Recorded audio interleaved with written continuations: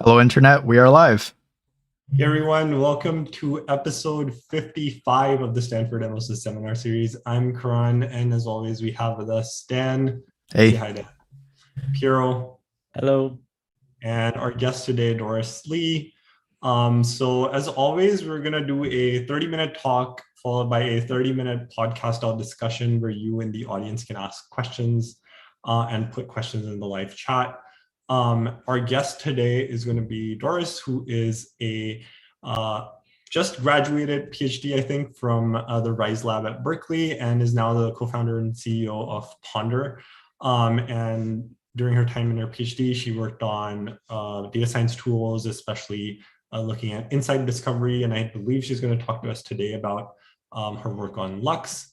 She's also the recipient of a Facebook PhD fellowship in systems for machine learning. So very apt topic for this seminar series. And for the audience, you can put your questions into the chat during the talk as well. We'll keep track of them and we'll try to get those across to Doris during the podcast. So feel free to post in chat during the talk as well. With that, I'll just hand over to Doris. Welcome. Awesome. Thanks again, Dan, Karan, and Piero for having me today at the MLSys seminar. So like Karan mentioned, today I'll be sharing some of the work that we've been doing on Lux, which is a tool that automatically helps you visualize your pandas data frame. And so a quick background about me. So I recently finished my PhD at Berkeley, where I worked on building tools that makes it easier for people to explore and visualize their data. And my research sort of sits in between three different fields. So visualizations, human-computer interaction, and data management. And in particular, I take sort of a human-centered approach in designing data science tools and systems. And I'm now continuing some of this work as part of a company called Ponder, where we're building easy-to-use enterprise-ready tools that support rapid experimentation on your data at scale. And so with that, let's get started. So many of you have probably heard of the Pandas data frame or even used it yourself for your work. But for those of you who aren't familiar with Pandas, Pandas is one of the most popular data science tools that are out there today. It's super awesome. It's a super awesome like data analysis library for Python, which comes with this rich set of like APIs and functionalities that lets you play around with your data and get really quick feedback. So Pandas is often used hand in hand with some of the tools that you're probably familiar with in your ML development workflow. It's especially useful when it comes to things like data pre-processing, feature engineering, data cleaning, all of which you usually want to do before and during your ML process. And so often like before you start building your model and diving into building your model, what you need to do is taking a look at your data and kind of, in order to explore your data, you often have to plot visualizations, ask questions about your data, and kind of learn about the interesting trends and patterns that are coming out of your data. So getting a broad understanding of the data before you dive in and build your models. And this is typically done by experimenting with your data, by writing bits and pieces of Pandas code within what we see here, which is like a Jupyter notebook. But even though Pandas itself supports this very wide range of functionalities and operations, it's often really hard to figure out like what analysis you need to do to get to these insights. For starters, you might have to figure out what's the set of operations you want to perform on your data to get to these interesting insights. You have to figure out what portion of the data I should filter down to, or what data cleaning operations I might want to do to make sure that my data is well formatted. Are there any outliers in my data? And so there's a bunch of questions that you might want to ask about your data, but it's not always clear where you might want to go next. And what's even worse is that for doing something really basic, for example, here we're trying to plot a bar chart, there's a really high effort in terms of having to visualize your data programmatically. So for example, we have to think about like what this visualization should look like, what types of chart we should pick, and how do we process this data correctly. And once we answer all of these questions, we then need to specify this in terms of code. And here on the right-hand side, I'm showing you two examples of just the sheer amount of code that is necessary to plot a single bar chart in Python. So this is based on Matplotlib and Plotly, which is two really popular Python visualization libraries. And so oftentimes what happens based on like my research and research that is done by others in the field, this very substantial programming overhead that is required to visualize your data often hinders the data exploration process. So people explore less because they have to write a lot of code in order to visualize their data. And this is especially true during the early stages of EDA and data exploration, because users only have a vague idea of what they're searching and looking for. And so to address this pain point, what we've done was we developed a lightweight visualization tool on top of the pandas data frame called Lux. And so the goal of Lux is to make it super easy for data scientists to explore their data by automatically recommending interesting and relevant visualizations to the users along their analysis. And this is done whenever they print out their data frames. So to kind of to show an example of what I'm talking about, I'm gonna dive into a demo so that we could see how this is played out on a real Jupyter notebook. And so I have this link to a demo. I'm also going to be showing this on my screen. So feel free to follow this link, or if you want to just follow along my screen, you can do that. So can you all see the Jupyter notebook here? Yes, we can. Okay, awesome. Yeah, so this is your typical Jupyter notebook where you might be doing data exploration and analysis. And so in order to use Lux, all you have to do is add a single import statement. So all you have to do is add import Lux alongside your import pandas. So Lux works hand in hand with pandas. And once you import Lux, you can continue to use all the pandas API commands that you're familiar with. So for example, you can continue to use things like pd.readCSV to load in a data frame from a file. And so in this case, what we're looking at is a country's data set. So this data set, if I try to print it out, this data set contains each row as a country. So for example, like Afghanistan, Albania, each row as a country. And each column in my data frame is a development indicator. So things like average well-being, average life expectancy, greenhouse footprint, and GDP per capita, and so on. And so this is kind of the default view that is shown to you in pandas. So just the rows and columns of data that in your data frame. Now, what Lux does is that it adds this additional toggle button, which allows you to go from this textual table view to a set of visualizations that is automatically recommended to you. And so what we see here is these are the sets of recommendations that are shown to you based on the data that is in your data frame. So we can take a look at all sorts of correlations based on the quantitative attributes that are in my data. So these visualizations in particular are ranked based on ones that are most correlated, so a lot of linear correlation, to the ones that are less correlated, so more scattered trends. And we also show things like univariate distributions, which is ranked based on skewness. So data that is most skewed, for example, GDP per capita, to stuff that is more uniform. So for example, this Happy Planet Index and the average well-being. We also show all the possible bar charts that could be generated from your data, and even geographical maps that is generated based on your data. And this, the map is a really good example of something where the visualization or the picture tells you 1,000 words, right? It's a lot more of a visual, richer way of visualizing your data beyond what is kind of shown in the static textual view. And so we think that the the visualizations and the dashboards that we're showing is a very complementary view to the table to help you kind of figure out what is the next steps in my analysis. Now, so if we toggle back to the dashboard, one of the really interesting thing that we see here is this very strong negative correlation between average life expectancy and inequality. So let's say that this is something that's kind of interesting for us. It's a new finding, and we want to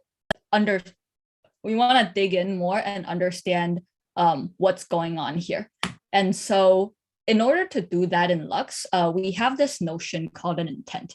And so Lux doesn't just show you any sorts of recommendation. You have a way of communicating with the system, like what you're interested in seeing in your analysis. And you use that intent to steer Lux to provide you with things that are even more relevant to what you're interested in. So in this case, like we are interested in inequality and average life expectancy. So I can specify that to Lux by saying df.intent equals to inequality and average life expectancy. And what happens when I print the data frame again is that, again, I get this table. It's the same table as what we saw earlier. But when you toggle to the visualization view, all of a sudden now your visualization is tailored based on the intent that I've specified. So this corresponds to that visualization that we saw earlier, which has this negative correlation between average life expectancy and inequality. And what's even better is that on the, I'm gonna zoom out a little bit so we could see the full picture. On the right-hand side here, what we see is all the visualizations that are relevant to what I've specified as the intent. And so in addition to average life expectancy and inequality, I can further add an additional attribute, essentially like breaking down this trend into, whether a country is a G10 country or not, whether a country is landlocked, breaking it down based on the region. So it shows you additional breakdowns of the trend and gives you a richer picture of what your data looks like with an added variable. So that's one of the things that you could do. The other thing you could do is look at, based on this visualization, look at what are the different subsets of the data. So maybe this is looking at countries in the Middle East, or countries with 3 bordering countries, or countries based on how many official languages they speak. And so here we're looking at, if you add an additional filter, how does this visualization change and break down? And then the third thing we could do is kind of taking a step back and saying, okay, what if I just take a look at one of the variables in my visualization? So you can take a step back and just look at the average life expectancy or inequality. And so the intent is a very easy way for you to tell Lux, like, hey, I'm interested in these attributes, like show me stuff that is related to what I'm interested in. And so it provides this easy way for you to communicate with the system. And so one of the nice things about Lux is, as we saw earlier, it doesn't require you to change anything about your Pandas API or what you're doing in terms of your Pandas calls. And this is really nice because of this tight integration between Pandas and Lux, it allows you to do things like data manipulation and cleaning directly without changing anything about your code. So let's take, for example, in addition to the data frame on the country's development indicator, we also wanted to take a look at a country's COVID intervention strategies in the early days, so March of 2020. And so I load in this data set called the COVID data set. I use pd.read CSV to load in the data set into a data frame called COVID. And it makes it super easy for me to then join this data set to my existing data frame. And so I now create this new data frame, which has additional information like the country, the stringency level, which captures the country's early sort of intervention strategy for COVID, as well as a bunch of the other information from our original table. And so this kind of demonstrates that because Lux is so tightly integrated with pandas, it makes it super easy to make some quick changes to your data, maybe apply some filter, join it to a different data set, and then directly print out the visualization again and see those visualizations being updated. And so one of the really interesting insights from the visual view that I kind of wanted, so actually, so you could see the visualizations directly getting updated based on this table, this join table that we have. And so one of the things that we wanted to continue to look at is this trend between inequality and average life expectancy. So let's say that we apply that intent again on the data frame and look at the results. Now you could remember that earlier there's this negative correlation between average life expectancy and inequality. And we saw a bunch of breakdowns based on whether a country is G10 or whether a country is landlocked.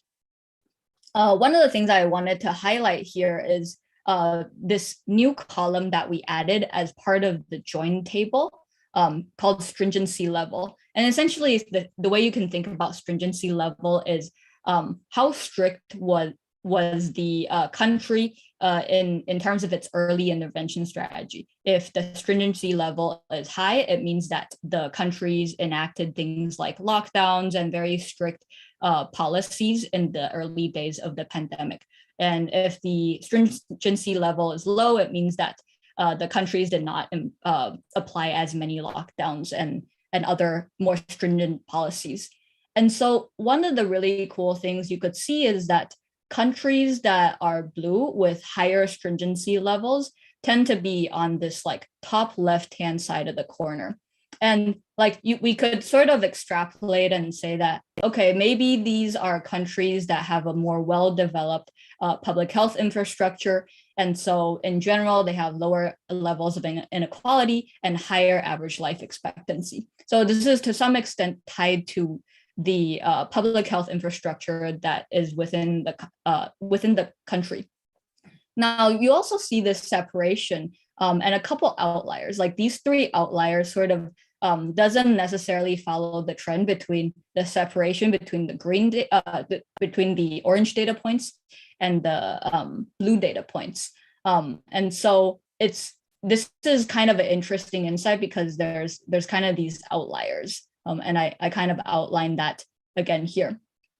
And when you actually print out the data here, you'll actually find that these three countries correspond to Afghanistan, Pakistan, and Rwanda. And so these countries were actually praised for their early pandemic efforts, despite having limited resources in terms of their public health infrastructure. So this is immediately a really interesting insight that I can get from Lux without having to write any specific visualization or analysis code. I can go from inspecting my data frame directly to understanding these visual insights. And so let's say that this is a super interesting visualization that you want to share this finding with your colleague. So how do I share this with other people?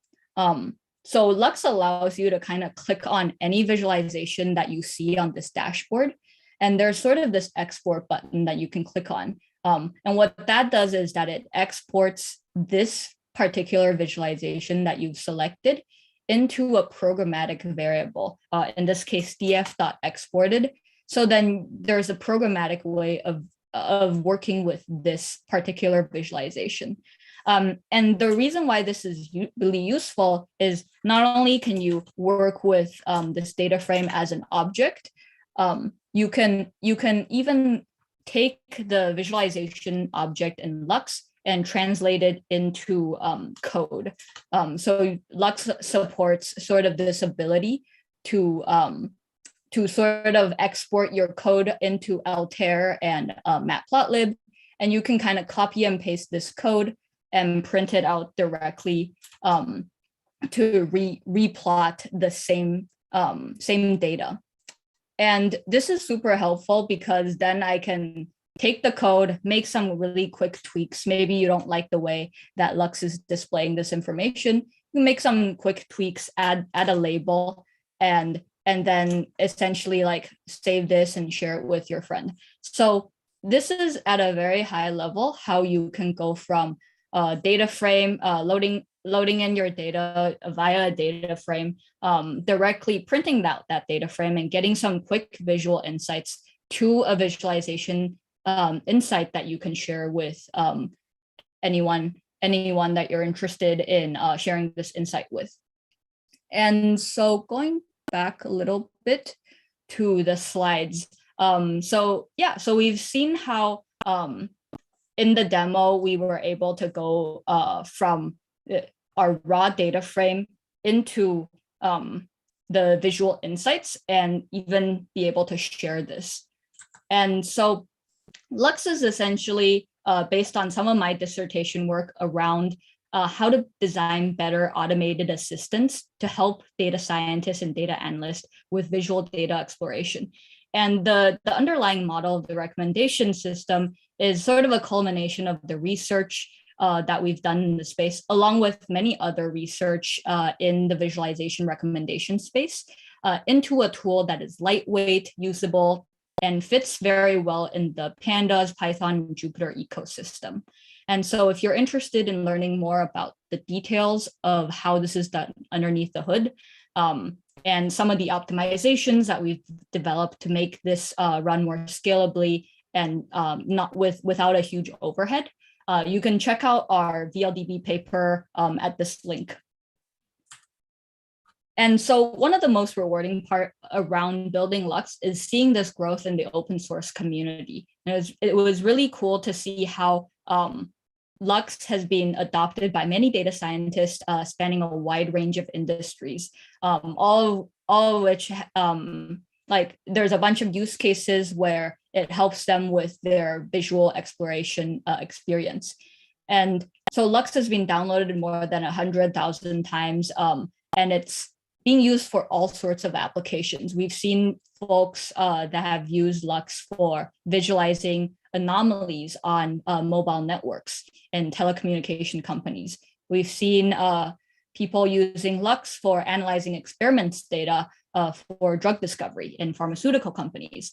And many of the users in our community have written blog posts, tweets, and even created YouTube videos about Lux. And so this is a really rich and vibrant community that has been based on this very lightweight approach for visualizing your data. And so taking a step back a little, so as part of my current work at Ponder, our mission here is to really improve the data scientist experience in working with Pandas data frames. And we've seen how Lux improves this the usability of data frames by providing visualizations without having to write additional extra lines of code. And so I'm going to spend the rest of the time to briefly touch on another project that we've been working on at Ponder, which is around making Pandas data frames more scalable. And what do I mean by making a Pandas data frame more scalable? And so one of the challenges when working with Pandas data frames is that it often breaks down on large data sets. It's single-threaded so that things can get really slow when you operate on large data sets. And what's even worse is that when you can only work on data sets that fit into memory. And as soon as you reach that limit and exceed the memory limit that you have, you start running into out of memory issues, which is really hard to kind of work around. And so what often happens is the following. So you would have to write your Pandas script on a sample of the data that you can fit in memory, and then you would have to rewrite it to scale up to larger use cases. And oftentimes that means having to write your Pandas code, rewrite your Pandas code in terms of SQL or Spark or other big data frameworks that are out there.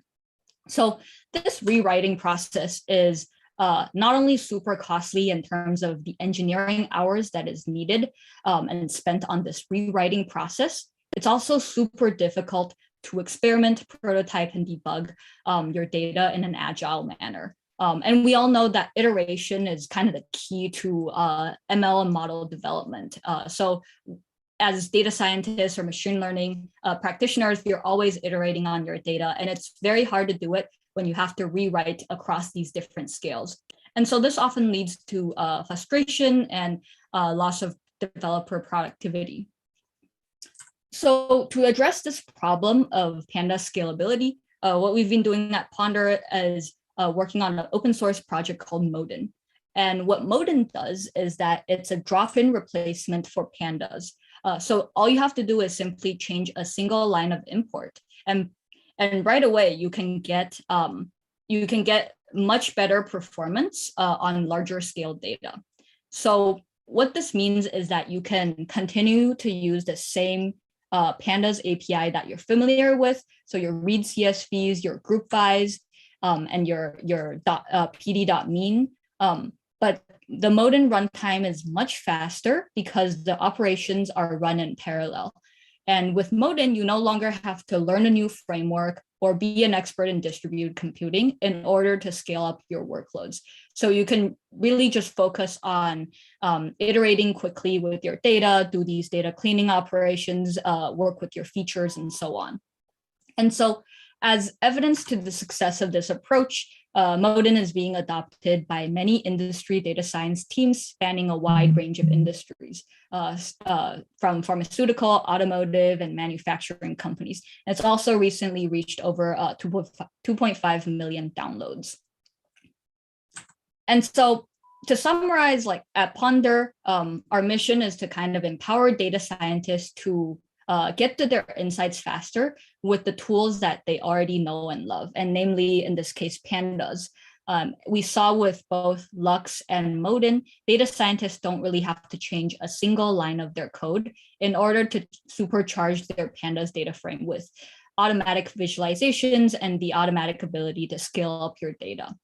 And so as a final note, we're looking to grow our team at Ponder, and we're actively hiring. So if you're excited about any of the things I talked about today and what we're building at Ponder and want to learn more, feel free to send me an email at doris@ponder.io. And with that, I'm happy to take questions with the remaining time.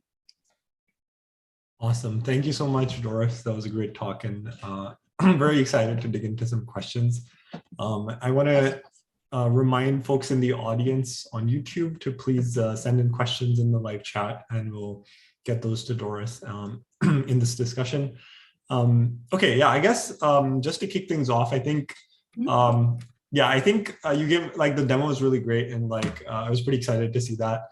I definitely wanted to dig in a little bit more into details, and specifically, I think one of the things I was most curious about was how you think about evaluating some of the things that you do with Lux. So specifically, I think one of the things I was most curious about was,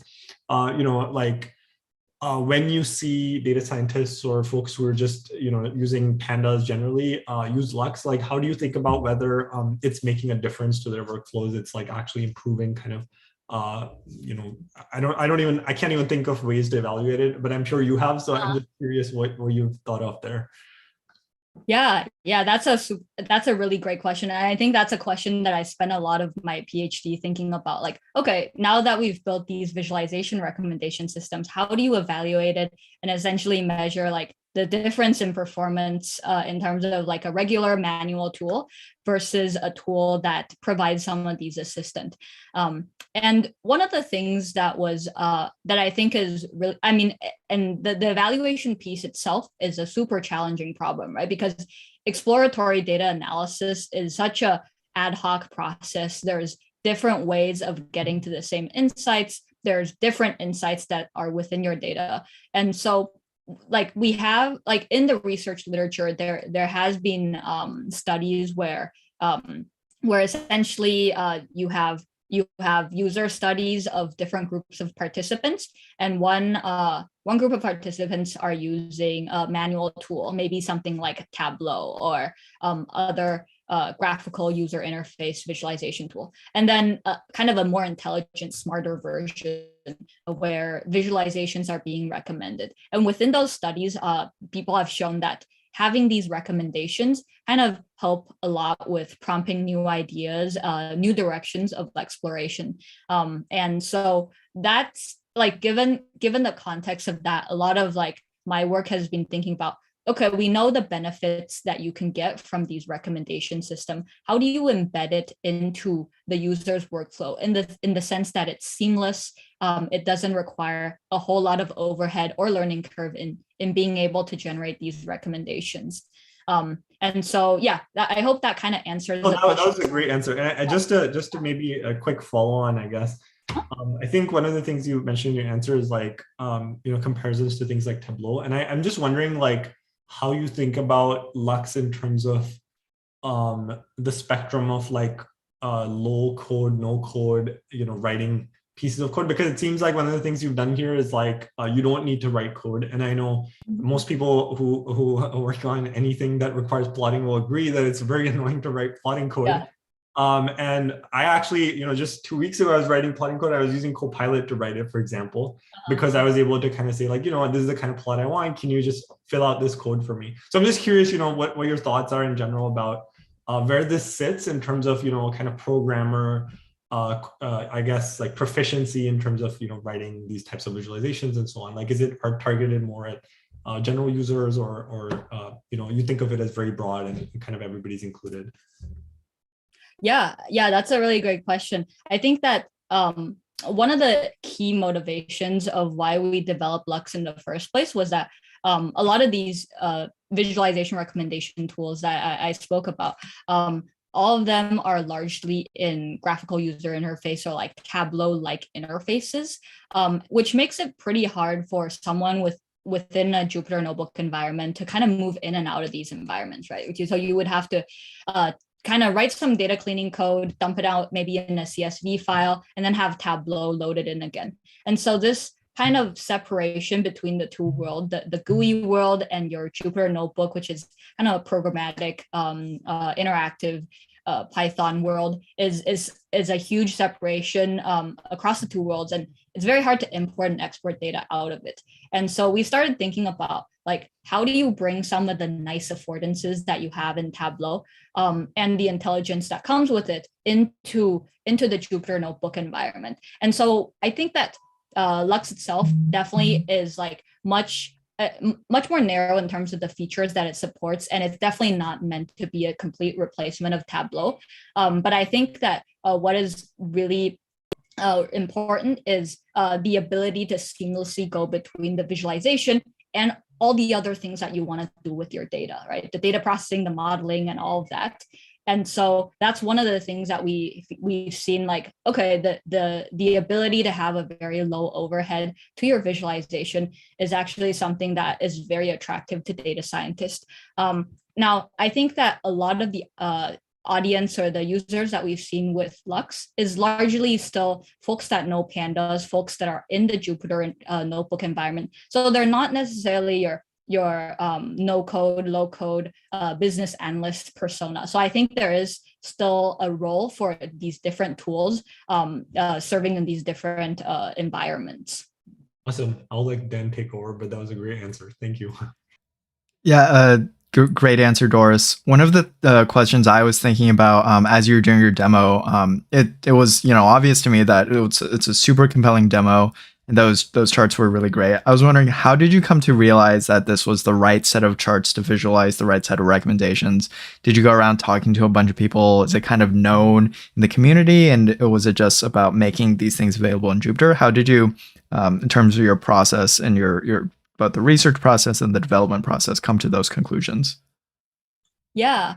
So in terms of the types of visualizations that is being recommended in Lux, we actually, before working on Lux, we actually worked with some of the folks at Tableau Research in developing a taxonomy of different potential next steps that you want to do in your analysis. So some of the things that I've shown, which is, okay, given that I'm interested in two of the columns in my data set, what are additional things that you might want to see? So you might want to add an additional column. So there's all the visualizations that you can get from adding an additional column into your visualization. Or maybe you could take a look at different subsets of the data. And so as part of that collaboration with Tableau, we developed this comprehensive taxonomy, which covers around like 10 or so different next steps that you could do with your data. And largely Lux is powered by some of these, what we call like actions. So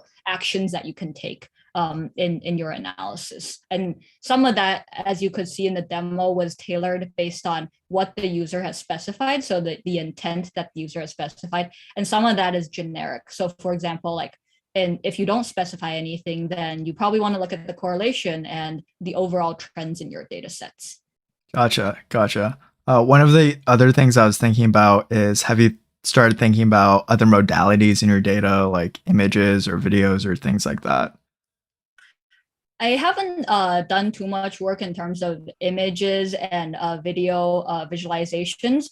Most of what we've done on Lux is largely around structured data. We've done a little bit of work on like visualizing text and being able to do some like automatic cleaning and visualizing very basic things. But I think that's definitely a really interesting area, especially for example, like these computer vision or like NLP types of tasks where you have to visualize like either videos or images.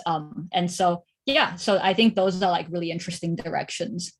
Yeah, cool. Looking forward to what comes next. Dan, you Awesome. actually asked a question that I actually really wanted to ask myself. So thank you for anticipating me. By the way, I second the feeling from everyone that, the demo is really amazing and really, really nice. So, it's super useful tool. So I really like it. The question that I had, I have a few questions. The more burning one for me is actually a little bit of a technical one. I'm curious, like, about the recommendation aspect, right? How does that work, at least, in broad strokes, and what are the factors that impact what is suggested to the user? Yeah, I think building on top of like some of like the questions that Dan was asking. So essentially, like, we have this taxonomy, right, which defines the 10 or so different ways that you could sort of like sets of visualizations that you would show. And then within those, sometimes there are statistical ranking that happens. So for example, the correlation is based on a Pearson correlation score. So what is the most highly correlated items with the least correlated items? And so generally there's a mix of statistical signals that is computed based on each of these visualizations, and some sort of relevance based on what the user has specified, or like what they've specified in their intent. I think there's a lot of opportunities to like extend this work to, for example, using the user's past history to inform some of that analysis. I didn't really get to kind of touch on those aspects, but one of the things that was really interesting as we're developing Lux is even kind of the basic showing you the basic sets of visualization covers like 80% of the basic use cases of EDA. And so I think that the ranking, the statistical ranking, is definitely something that could be customizable. And this is something that we try to do a lot in Lux, is showing you kind of the basic sets, but also giving you the configuration parameter to feed in your own functions or user-defined actions. But yeah, so part of the design is like balancing between these like smart defaults versus giving people the knobs to be able to do more with what they have. Right. And again, I'm all aligned with that. Also part of my work on Ludwig has been like these same questions, design questions on like flexibility versus simplicity is like always lingering there. So again, I really appreciate your perspective on this. I actually have another really small question that maybe can be plugged in. It's about the export functionality, which is super cool. I like it that it's exporting code, because then that makes it reproducible, and not just a PDF or a PNG that people are sharing, right? So you could recreate and edit it. It's amazing.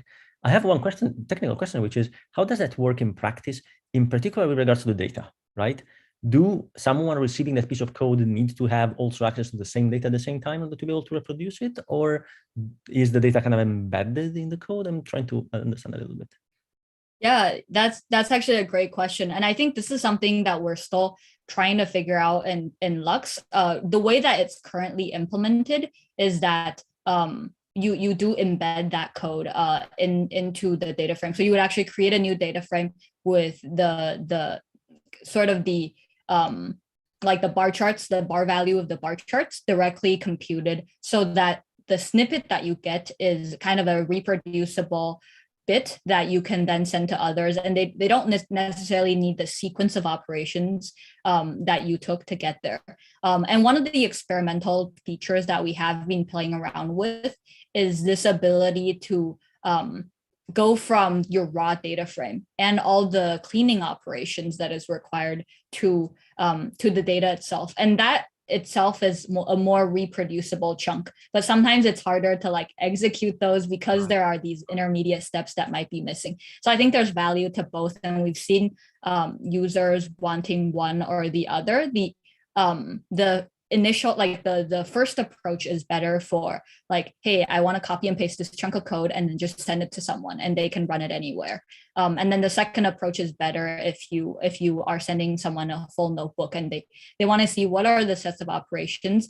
Maybe they want to play with the binning parameters, or maybe they want to change like the way that the data is aggregated. And so they can actually make modifications to those middle steps. Makes total sense. Yeah.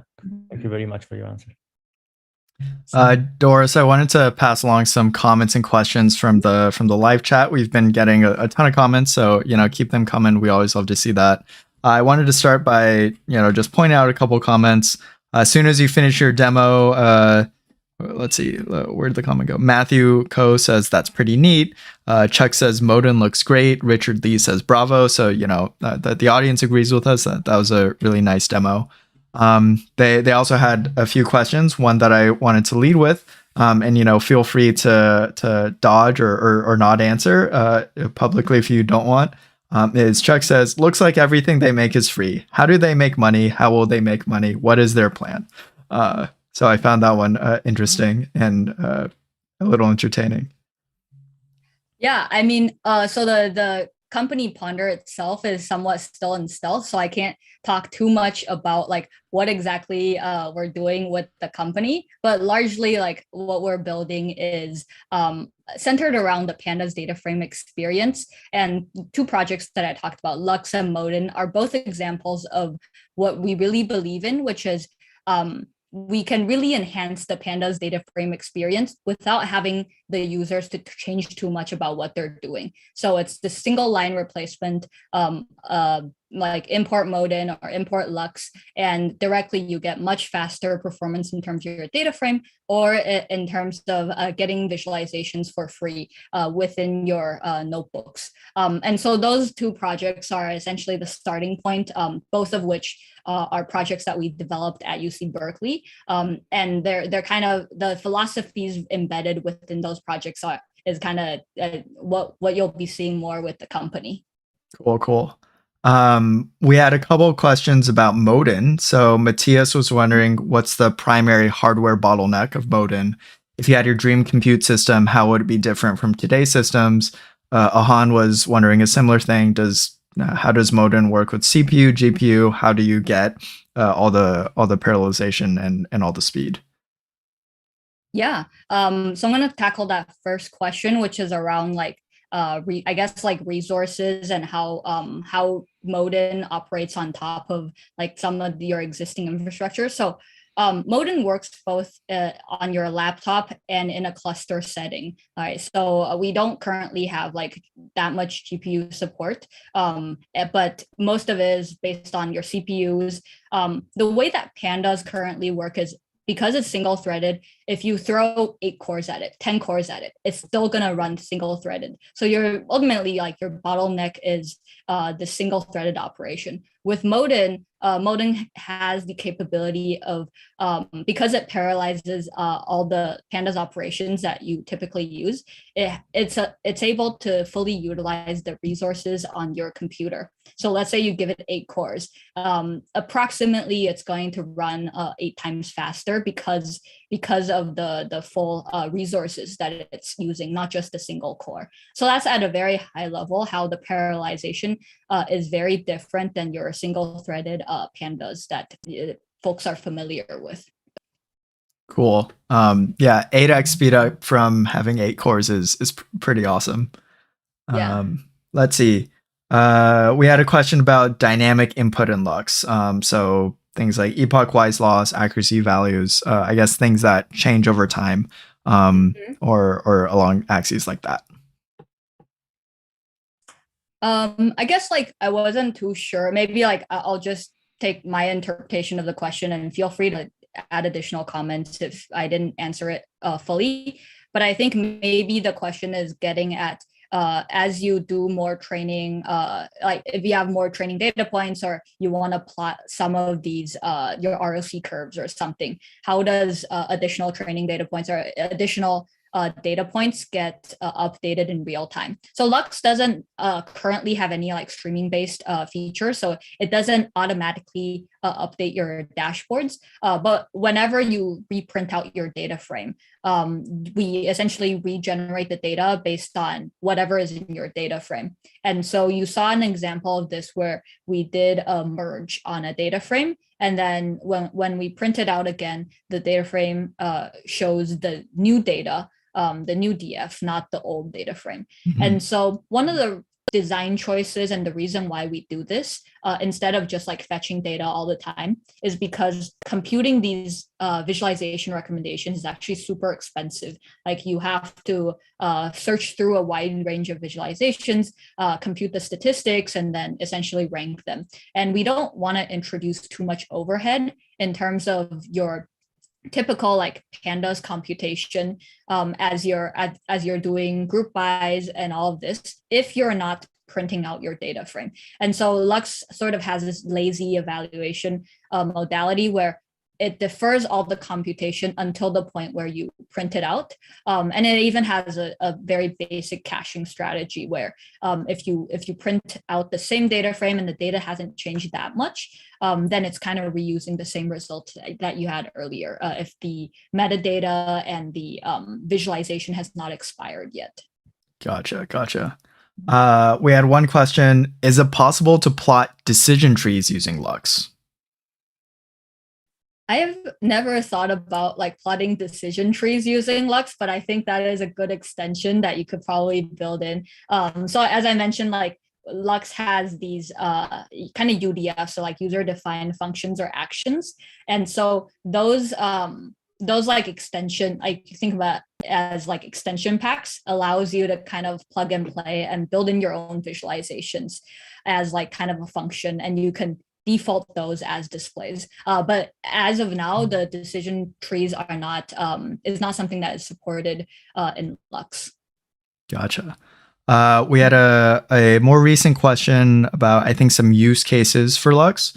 The person is wondering, can the intents work for industrial settings on data coming from field devices and things like manufacturing? So, have you seen use cases like that? What is the experience for data like that? Yeah, I think that is definitely a use case that could be supported. I mean, as long as you can load your data in as a tabular format, and that there are columns and rows, our intent language can operate on that. So let's say that each row of your data might be like sensor data or some sort of data that you're collecting from your manufacturing plant. And then maybe each column would be some measurement that you're making. That it's definitely something where you could specify columns of interest. Maybe it's some specific measurements that you're interested in, and then use that in the intent setup. So it's definitely very translatable to those use cases. Gotcha. We had one other question about Lux, which was, does Lux currently support only pandas, or would it also support things like PySpark, CUDF, potentially other data frame style Python frameworks? Yeah, that's an awesome question. It actually points to a direction that we're actively working on in the open source side, which is Lux currently acts as a wrapper around the pandas data frame. So your pd.dataframe, your pd.series, it visualizes all of those objects. And as part of one of the refactoring directions that we're doing as part of Lux, there are all these like different data frame libraries, right? Like Modin is one example of that, Dask data frames, Spark data frames. And so as part of some of the refactoring work, we want to try to make it easier so that Lux is a layer that is not directly tied to the pandas data frame.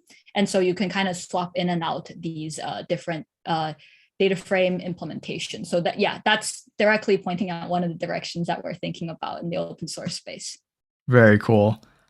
We just had a question come in about the parallelization in Modin, which was so this person says usually with different types of parallelization, there are kind of gotchas, and some amount of awareness of the underlying implementation is usually required to get really good, consistent performance. Have you seen anything like that with Modin? Does Modin provide any API or like helpers that kind of help point you towards kind of optimizing performance in a implementation aware kind of way? Yeah, I think that Modin, very similar to Lux, is designed on this principle that like whatever it chooses to do as a default, we want to ensure like a good level of performance. And then there are like additional things that you might be able to tune and specific rewrites that you can make to optimize for your performance. And to give an example of what that means, like Pandas itself has over 600 or so APIs. So it's a very wide range of APIs spanning from things like spreadsheet operations to your typical like relational operators. And so it's very hard to kind of optimize the kind of the implementations one by one.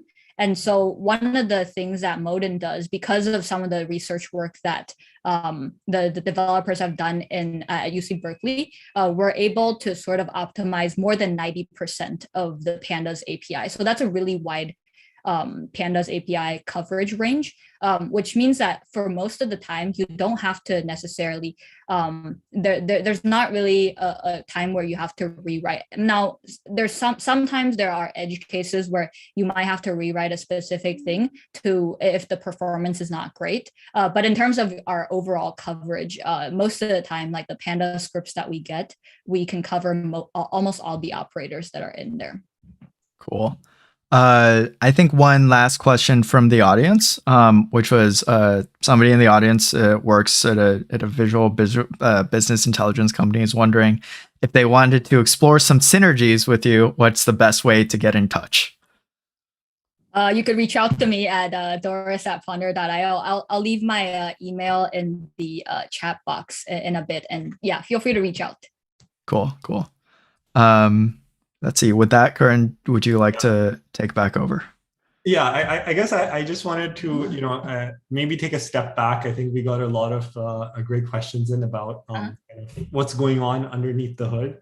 And I was just curious, I guess, about what you're thinking about next in terms of Lux specifically. I guess, like, as I think I mentioned earlier, like there's obviously a lot of excitement in machine learning as well about making some sort of these more programmer-friendly kind of automated tools. Like Copilot, I think, is a great example. I use it every day, and I think it's pretty helpful in cases where you want to kind of, you're thinking of something that you want to write down, and you can kind of tell it what to do, right? And it's similar with Lux, like in the sense that there are things that you maybe didn't even know you wanted to look at, and it can kind of surface those to you. So I'm just curious, generally, how you think about the philosophy of Lux and kind of where you want to take it next in terms of building new features and so on.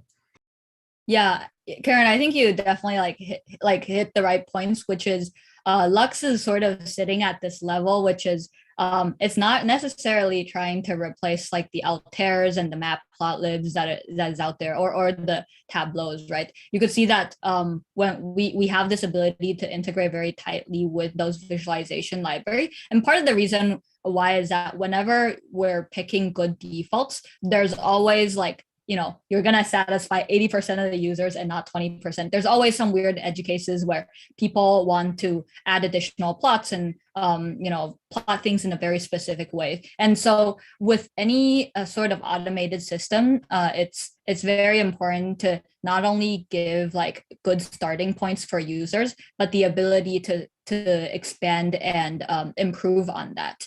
And we think that given that you're already in the Jupyter Notebook environment, the programmatic way is probably the right way to do that, because it's very hard to write matplotlib code, but it's easier to edit matplotlib code. And so the philosophy, I think a lot of our what we've been doing at Lux is centered around that and integration into different types of plotting libraries. That makes a lot of sense. And I think I'm just gonna ask this question, but like I'm very curious about I mean, somebody asked this question about how you make money at Ponder. I'm not going to ask that question because I know you can't answer that, but I'm more curious about, how are you going to go beyond some of these things that you talked about in terms of, visualization? Or it seems like you're kind of rethinking the kind of whole data frame experience. I'm just curious, are there other directions that you're excited about that are kind of disjoint from Lux or Molino, for example? I think that within Lux and Molino itself, even in the open source space, there's still a lot of open questions. We spent the last 4 or 5 years at UC Berkeley developing some of these technology. And even for Molino, a lot of that work has been translated into the open source. But I think there are still a lot of interesting directions, even within those specific projects, around improving the performance, making the performance and scalability of pandas less of an issue. I talked about this earlier, which is the ability to kind of integrate with different plotting libraries with Lux. And so those are I think even within the specific projects, there's a lot of interesting directions and projects that can spawn out of it. The other one I talked about is this open source effort that we have around making Lux more well integrated with different types of data frames. So your Dask data frames, your Molino data frames, Pandas data frames, and so on. Awesome. I think we're almost at time, so I just want to give you an opportunity. If you have if you want to solicit any open source contributors or anything, this is the right time. And as you said, I think it was Doris at ponder.io for. Yeah. So I mean, both of the projects that I talked about, Lux and Molino today, they're open source. It's super easy to pip install and try it out on your own. So definitely, if you're interested in any of this, please try it out and reach out to us if something doesn't make sense or you want to use it for your specific use case. We're always looking for ways of working with the community and understanding cool use cases for these tools. Again, my email is doris@ponder.io. Feel free to reach out to me. Awesome. So with that, I will close this out. I want to thank you, Doris, for taking time out. This was a great talk. Really enjoyed the demo. And it seems like everybody in the audience did too. And I want to thank everybody who tuned in. Go to our website, mlsys.stanford.edu, if you want to see our schedule. And you can sign up to our mailing list. We only mail once a week, so you get no inbox crowding with our emails. And subscribe to our channel. Hit the bell icon. This is something that Dan likes to remind us to do. And Dan will tell us who's in next week, I think. Next week, we've got Faye Palms. She's a PhD student at Stanford, and she'll be talking about some exciting stuff around rare categories, finding, also tools for finding stuff. So lots of cool stuff coming up. Finding the needle in the haystack. Right? Yep. Okay, awesome. All right. See you, everyone. Bye. Awesome. Bye, YouTube. Thank you.